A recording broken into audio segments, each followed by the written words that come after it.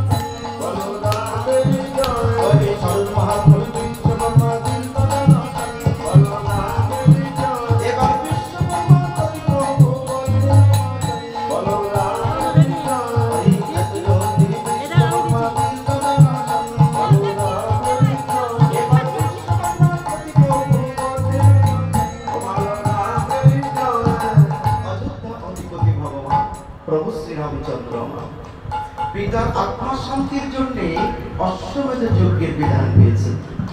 আর যখনই ভগবানের যজ্ঞস্থান গঠন করতে হবে তিনি নিজ মনে বিশ্বকর্মাকে স্মরণ করলেন। আর যখনই অযোধ্যায় বিশ্বকর্মার আগমন ঘটেছে ভগবান করজোড়ে বললেন হে দেব বিশ্বকর্মা, আজ নিজ মনে তোমাকে আমি করেছি স্মরণ, পিতার আত্মা শান্তির জন্য অশ্বমেধ যজ্ঞের কন্যা পাইল, তাহলে আমাকে যজ্ঞের স্থান গঠন করো। বিশ্বকর্মা বলছে অবশ্যই, তাহলে যাওয়ার জন্য যত দ্রব্যের প্রয়োজন তুমি করো আনায়ন, আমি নিজ হাতে যজ্ঞের স্থান করিব। তাই যে দ্রব্য প্রয়োজন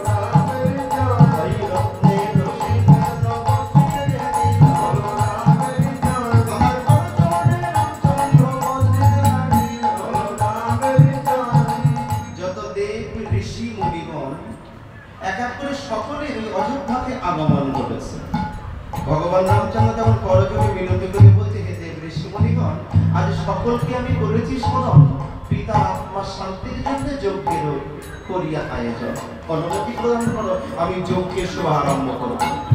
মুনি ঋষি দেবগণ বলছে না, এই যজ্ঞে পূর্ণ আহুতি দিতে হলে কিন্তু সীতার প্রয়োজন, কিন্তু এখন তোমার সীতা কর্জন হাতে নেই, তাহলে সীতা ছাড়া তুমি যজ্ঞ পূর্ণ কি সম্ভব না। ভগবান ভাবে বলতে দেখো মুনি ঋষি বিধান যেমন আছে অন্য দিকটাও তো খোলা থাকবে। আমার সীতা ছাড়া কি কোনো যজ্ঞ পূর্ণ সম্ভব নয়। মনে ঋষিগণ বুঝে আছে, তাহলে আজ তোমাকে সীতার অনুরূপে সর্বসীতা নির্মাণ করতে হবে। আমরা মূর্তি পূজাতে বিশ্বাস করি, তাই তোমাকে সীতার অনুরূপ সর্বসীতা নির্মাণ করে তাতে প্রাণ প্রতিষ্ঠা করে তুমি যজ্ঞে আহুতি দিতে পারবে। ভগবান সঙ্গে সঙ্গে বিশ্বকর্মাকে আদেশ করলেন, দাও বিশ্বকর্মা, আমাকে তবে সর্বসীতা নির্মাণ করো। বিশ্বকর্মা বলে তাই হবে, তাহলে স্বর্গের গর্ভানায় আমি নিজ হাতে সর্বসীতা করি বলেন। ভান্ডার রতে কোটি কোটি স্বর্ণ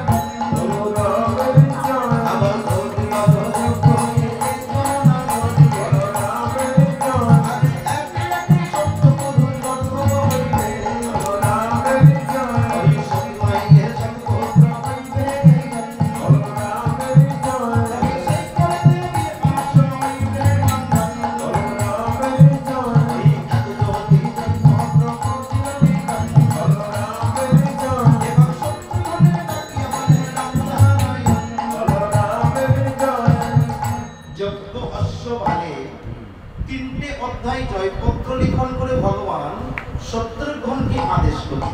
এই শত্রুঘ্ন রাম লক্ষ্মণ ভরত শত্রুঘ্ন, এই হচ্ছে ভাইচারি জন। ভগবানের যজ্ঞস্থান গঠন হয়েছে, সর্বসীতা নির্মাণ হয়েছে, যজ্ঞস্বরী 3 অধ্যায় জয়পত্র লিখেছে। শত্রুঘ্নকে এবার আদেশ করছে, ভাই শত্রুঘ্ন যাও তবে এই যজ্ঞস্ব নিয়ে সমপ্রতি ভ্রমণ করি। শত্রুঘ্ন বলছে, দাদা তাহলে দিক তো 10টা, আর এই 10টা দিকের মধ্যে শ্রেষ্ঠ দিক কোনটা? পূর্ব দিক। তাই ভগবান বলছে, সবাই শোনো, দিক শ্রেষ্ঠ পূর্ব, আর আমরা সূর্য বংশীয় পুত্র, তাহলে যজ্ঞস্ব পূর্ব দিক থেকে গমনের শুরু হবে। শত্রুঘ্ন তৎক্ষণাৎ সৈন্যগণ সঙ্গে করে রাম নামে ধ্বনি করতে করতে যজ্ঞস্ব নিয়ে গমন করছে। এভাবে রাম জয় শব্দ করে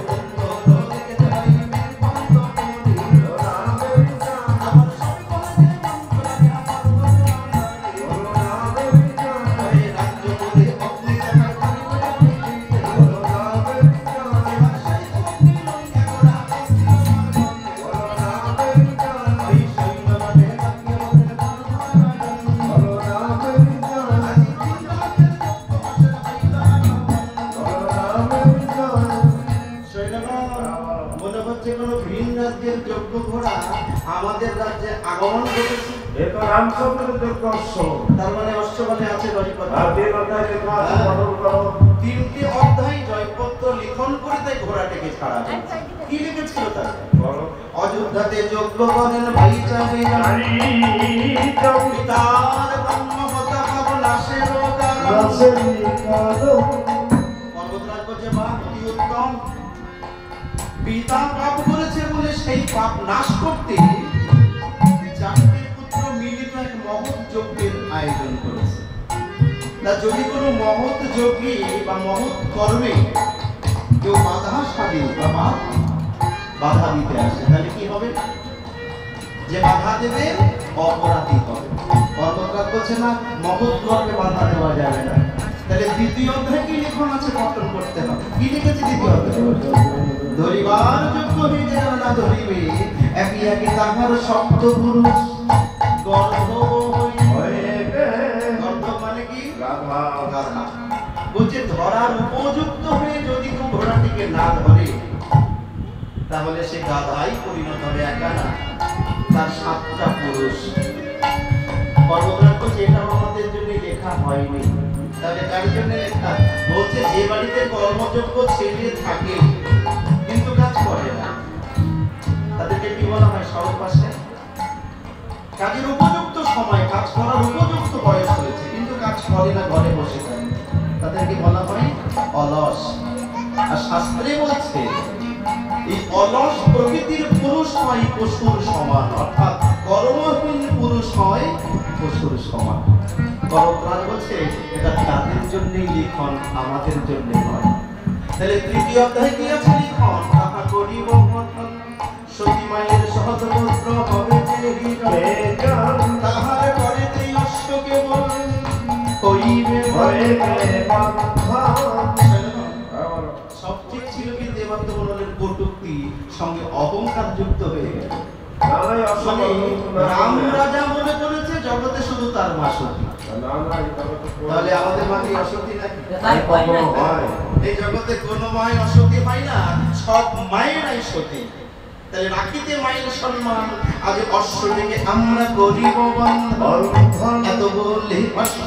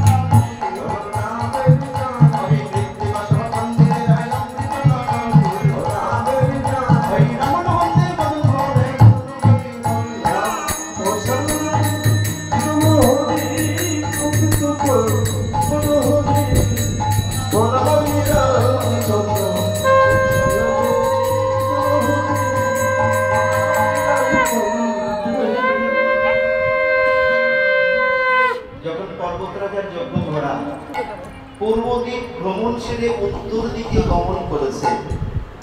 উত্তর দিকে যিনি রাজা ছিল তার নাম পর্বত।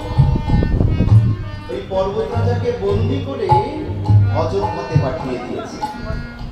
তবে পর্বত রাজ যখন অযোধ্যায় উপনীত হয়েছে, উত্তর দিক থেকে যজ্ঞ ঘোড়া তখন পশ্চিম দিকে গমন করেছে। যখন পশ্চিম দিক ভ্রমণ সম্পূর্ণ করে দক্ষিণ দিকে আগমন ঘটেছে, দক্ষিণ দিকে আর একজন মহান ব্যক্তি বসে আছে যার নাম মহামুনি বাল্মীকি। ওই মহামুনি বাল্মীকি তখন ধ্যান করে জানতে পারছে যে রামচন্দ্রের যজ্ঞ ঘোড়া তার বনে আসতে চলেছে, কিন্তু যজ্ঞ ঘোড়ার সঙ্গে কে আছে? ছোট ভাই শত্রুঘ্ন। মহামুনি তখন স্বপ্ন দেখলো এই রামের অশ্বটিকে বন্দী করবো, শত্রুঘ্নকে আটকে রাখবো। তাহলে কি হবে?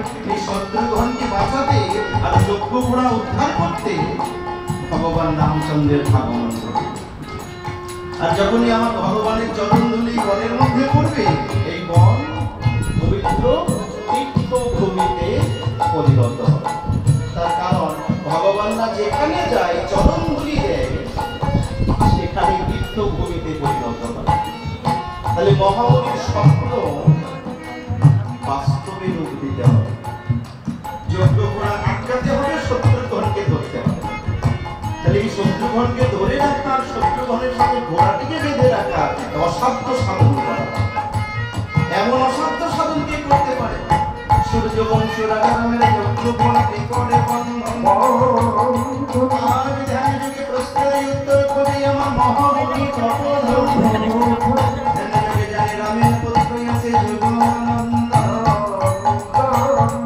মহামণি ধ্যানের মধ্যে বসে উত্তর খুঁজে পেয়ে যাচ্ছে এই ঘোড়া ধরবার ক্ষমতা শুধু কুশলবেরই আছে তাহলে কুশলবকে দিয়ে আমি যজ্ঞ ঘোড়াটা বন্দি করব কিন্তু যজ্ঞ ঘোড়া বন্দি করলে তো যুদ্ধ বেড়ে যাবে তা কুশলব যুদ্ধ করতে তো পারবে না কারণ তারা কোনো বিদ্যায় পারদর্শী নয় রাজধর্ম পালন করতে গেলে যে তিনটি শিক্ষার প্রয়োজন হয় কুশলবের তাও জানা নাই তাহলে কুশলবকে দিয়ে ভস্য করিতে বন্ধন তিনটি শিক্ষার আছে প্রয়োজন কোন কোন শিক্ষা ধর্মবিদ্যা শাস্ত্রবিদ্যা অস্ত্রবিদ্যা আর তিনটে বিদ্যাতে যদি কেউ পারদর্শী না হয় সে কোনো রাজধর্ম পালন করতে পারবে না তাই মহামণি সঙ্গে সঙ্গে কুশলবকে মাসিতার থেকে ভিক্ষার স্বরূপ গ্রহণ করতে মায়ের কাছে উপনীত হয়েছে মাসিতার কাছে গিয়ে পরজোরে বলছে মাগো এসেছি তোমারও কাছে ভিক্ষা নিতে 7টা দিনের জন্যই আমার কুশলব দুটি ভাই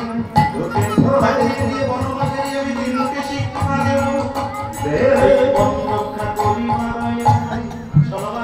আমি কুশলবকে 7 দিনের জন্য ভিক্ষা চাইছি তিনটি শিক্ষা দেওয়ার জন্য আর কি শিক্ষায় কুশলবকে পাইয়া প্রদান আমি বনের দায়িত্ব করে দেব তাদের হাতে তারাই রক্ষা করবে কুশলবকে শুনি সঙ্গে মাসিকা মহামণির হাতে তুলে আর মহামণি কি করলেন মনের আনন্দে কুশলবকে সঙ্গে করে উঠিরে উপনীত হয়েছে সরোজ নদীতে স্নান করিয়ে দেহ পবিত্র করে দেহ মন্দির পবিত্র করেছে স্নান করলে কি হয় উপরিভাগ পবিত্র হয় আর গুরু মন্ত্র করতে গেলে কি হয় দেহ মন মন্দিরটা পবিত্র হয় আর এই দেহ মন মন্দিরে কি আছে ভগবানের একটা অস্তিত্ব যাকে বলে আত্মা ভগবান কি দিয়েছে আমাদেরকে আত্মা দিয়েছে আর যখন দিয়েছে তখন বলে দিয়েছে ওরে এটা তোকে দিয়ে দেখিলাম মন ওটা কেড়ে নিতে আমার লাগবে না বেশিক্ষণ এই দেখে যতক্ষণ প্রাণ থাকবে ততক্ষণ মানুষ আমাকে দেখতে পারবে আমার সঙ্গে কথা বলতে পারবে যখন এই দেখে আর প্রাণ থাকবে না একটা নিথর মাংসপিণ্ডের মতন পড়ে থাকবে হাত নাক চোখ কান পা সব থাকবে কিন্তু নড়াচড়া থাকবে না তাহলে এই মনোমন্দিরে আত্মা দিল ভগবান যার নাম জীব আত্মা আর ভগবানের কাছে কি আছে পরম আত্মা যার জন্য বলা হয় ভক্ত অধীন ভগবান তাই যে ভগবানের একটা অংশ আত্মা আমার মধ্যে দেওয়া এটাই হচ্ছে জীব আত্মা এটা হচ্ছে ভগবানের ধান আর এই দান যখন ভগবান দিয়েছিল তখন এটাকে পবিত্র করতে গুরুর চরণে আশ্রয় নিতে বলা হয়েছে তাই গুরু চরণে নিলে আশ্রয় দেহ মন পবিত্র হয় মহামণি আদি বৈষ্ণবে দীক্ষা মন্ত্র করিয়া প্রদান গ্রহণ বনের মাঝে করিতে ভ্রমণ একে একে তিন শিক্ষা করিল প্রদান এখন তিনটে শিক্ষা প্রদান করেছে কুশলবকে বলছে শোনো তিনটে শিক্ষা প্রদান করলাম কেন আজ থেকে তোমরা বন রক্ষা করবে কুশলব বলছে না দাদু বন রক্ষা করবো ভালো কথা কিন্তু তার আগে তো মায়ের অনুমতি নিতে হবে আমরা মায়ের অনুগত সন্তান এই জগতে মা বিনা আর নাহি কোনো জগৎ আমরা ছাড়াও মায়ের আর কে বলাই তাই মা যতক্ষণ না অনুমতি দেবে এই বন রক্ষা আমরা করতে পারবো সঙ্গে সঙ্গে মহামণি কি করলো আনন্দিত মনে তবে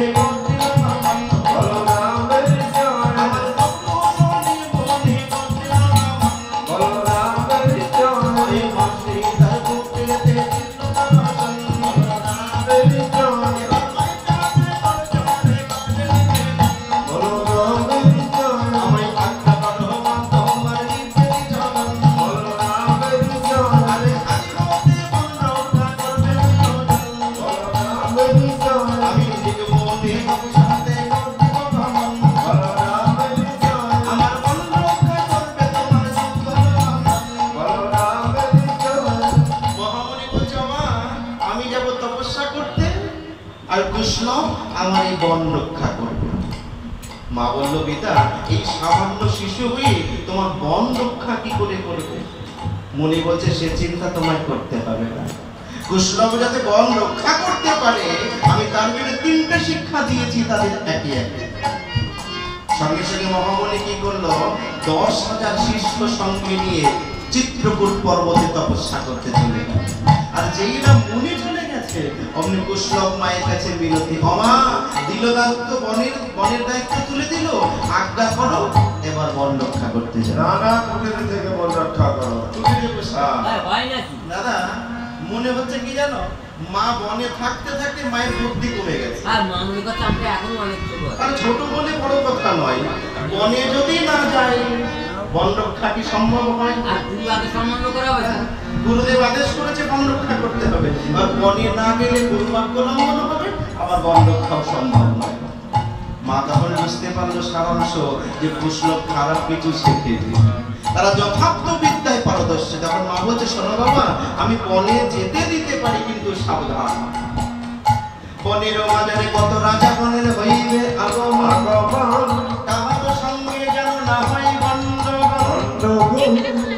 এখন কুশ বলছে, মা আমরা কারোর সঙ্গে গন্ডগোল করবো না, কিন্তু আমাদের সঙ্গে যদি কেউ যেচে ঝামেলা করে তাহলে কি হবে? তাহলে যদি বিপদ হয়, তাহলে গুরুর নাম আর মায়ের নাম স্মরণ করলে বিপদ থেকে মুক্তি পাওয়া যায়। কুশলভের তো বুদ্ধি একেবারে খারাপ না, বলছে গায়ে পড়ে যদি কেউ ঝগড়া করে তখন কি হবে? তখন মায়ের নাম স্মরণ করবে, গুরু মন্ত্র জপ করবে, দেখবে সব বিপদ উদ্ধার হয়ে যাবে। মায়ের প্রণাম ইহাদু ভাই তবে করবে না ভ্রমণ ভবন নামে বিজয়। এবার বলো বাজারে দু ভাই দিলাম ভবন নামে বিজয়। আরে বলো ভ্রমণ দেখো ভাই ভবন নামে বিজয়। এবার সম্মুখে যোগ্য ঘোড়া কাঁদে না ভবন নামে বিজয়। ওই ঘোড়া দেখি আনন্দিত ভাই ভবন নামে বিজয়। এবার লোকে কোটি তবে যে বদ্রিল বাঁধন ভবন নামে বিজয়। বলছে, দাদা যে দেখো একে কত সুন্দর যোগ্য ঘোড়া। দাদা চলো আমরা এই ঘোড়াটিকে ধরবো। না না ভাই, কোন রাজা মহারাজের ঘোড়া হবে, ধরলে পঞ্চায়েত আত্মসমাজ গন্ডগোল অশান্তি হতে পারে। দাদা বলছে, মানে নাই বা ধরলাম, হ্যাঁ। অসমালে তো 3টি অধ্যায় লেখা আছে, সেটা পাঠ করে দেখবো। ওরেই দেখি না। তাই এত সুন্দর একটা ঘোড়া আসছে আমাদের হ্যাঁ। দিকে, আমরা তার দিকে একটু চেয়ে দেখবো না? তখন খুশি করেছে, ওই ঘোড়ার ভালো, অর্থাৎ ঘোড়ার অশ্বভাবে কি লেখা আছে পাঠ করতে শুরু করেছে। আর পঠন করিতে করিতে বলছে, দাদা এই ঘোড়া ধরতেই হবে। কেন? অশ্বের ভালে পটুকে লিখন আছে, সতী মায়ের শতপুত্র হবে তাহার করে দেই অশ্ব হইবে বন্ধ। দাদা এমন কটূক্তি যদি কেউ লিখন করে, তার মানে কি গায়ে বাঁধিয়ে ঝগড়া করার মতো? রামচন্দ্র বলতে যাচ্ছে ঘোড়া ধরবে যে সতী মায়ের সন্তান। ওর কত বড় অহংকারের কথা। তাহলে কি জগতে রামের মা একা সতী, আমাদের মা সতী? আজ রামচন্দ্রকে বুঝিয়ে দিতে হবে, রামের মা যদি সতী হয় তবে জগতের সকল মাই সতী নারী হয়। তাহলে তো এখন অসম বন্ধ করতে হবে।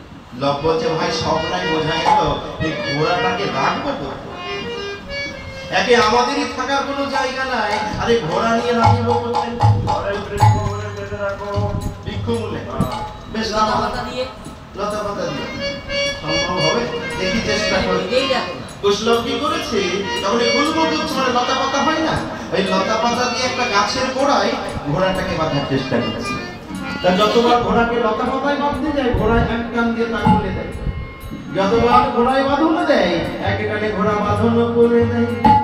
লম্ব যে ভাই আমার একটা কথা স্মরণ করেছে, মা বলেছিল আসিবার সময় বিপদ যদি হয় মায়ের নাম স্মরণ করতে।